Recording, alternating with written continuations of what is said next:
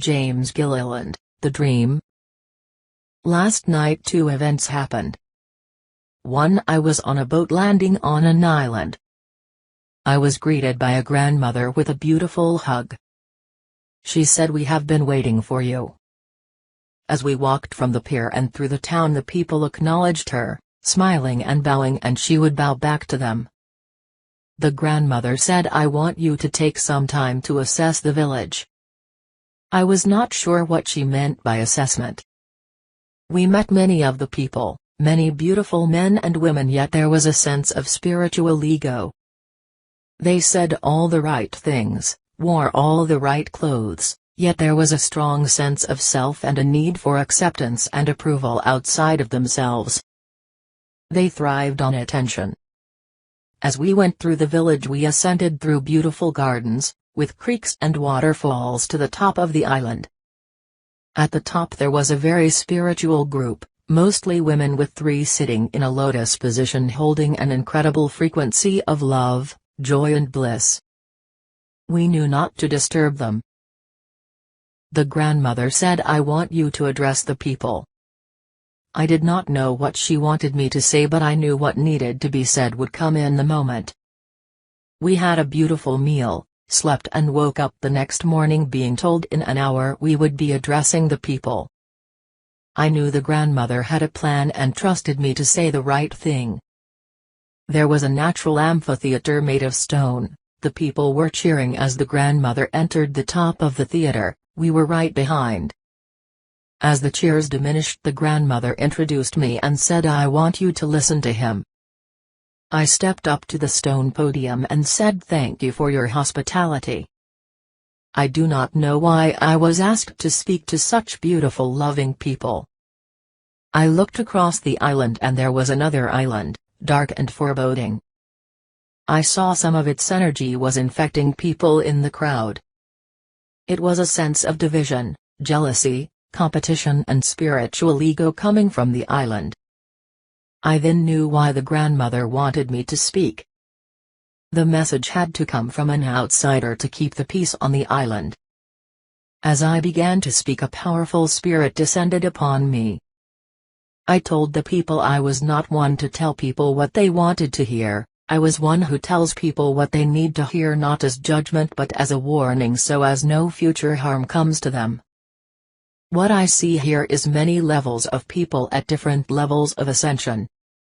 There is an infection spreading that, if not checked, will destroy the peace of the island.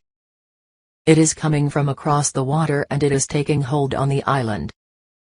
There are people striving to be recognized. There is a spiritual competition which is not spiritual, it is divisive. Outward personas of spiritual advancement projected without being grounded within. The need for love, acceptance and approval from external stimuli is opening the door for division, which leads to competition. I see people bragging about connections to sources and people, some in service to others, some in self-service. There is a division within themselves, and the only way out is impeccable integrity and brutal honesty with self. You cannot serve 2 masters. Many are striving to become on the exterior what they already are on the interior. They just have to release any wounds, traumas, and wrong conclusions from past experiences. It is an interior journey, yet some are being misled by others who claim to be their saviors. The ego is striving to be what it already is unknowingly. It is looking for acknowledgement, acceptance, approval through peers and others. This is a recipe for disaster. It is also a door for unseen negative influences to enter. Some think what is across the water on the other island represents power. The fame and fortune it promises equates to power. It is not. The real power is when each individual makes their own God/Creator/Great Spirit connection and allows the heart to lead them in service to the Creator within all creation. It is the absence of self that allows this power to come through. Humility opens the door to this power. I then invited them to take a few minutes in silence to feel the power, knowing the grandmother and her 3 apprentices were broadcasting that power. After a few minutes of silence I said, any praise for this message needs to be directed inward to the God within you, then turned and left the amphitheater. I did not want any praise, applause, just hoped they got the message that came through me. We returned to the sanctuary at the top of the island and had a beautiful meal, and the grandmother said it was time to go. I understood. She said, you really dropped the spiritual bomb, it was necessary for an outsider to do it.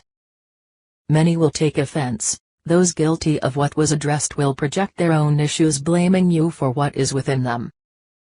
Rather than experience the mere effect, it is best to go. You are welcome to return when things settle.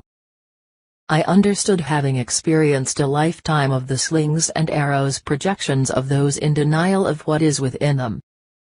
Rather than take personal responsibility, those less or evolved perceive what was said to help them as a threat. We left the island under the dead of night, never to return. Some will hold grudges for a lifetime.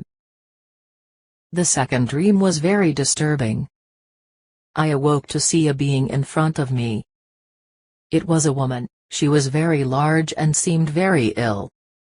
She had legions of shadow beings behind her. She kept saying me, mine over and over.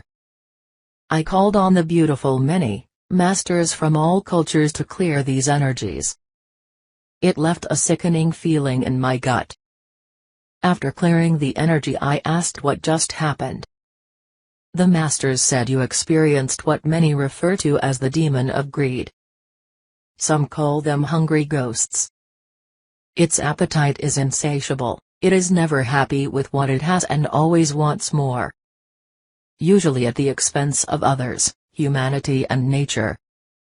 The shadow beings behind it are those that fell under its spell.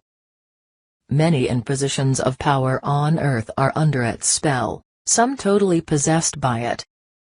There are many excuses and validations to serve themselves at the expense of others. The only way to combat it is with impeccable integrity. We are getting ready for a solar blast again. Major flares, CMEs and sunspots are aiming towards Earth. As anyone who has been following our newsletters, these events create major processing on every level. Social, political, and physical earth changes follow these events. As we have seen in the political upheavals, massive storms, tornadoes and processes with friends and family, we are going through unprecedented changes. Hang in, stay in the heart, set the necessary boundaries, and we will all get through this. James Gilliland. www.acd.org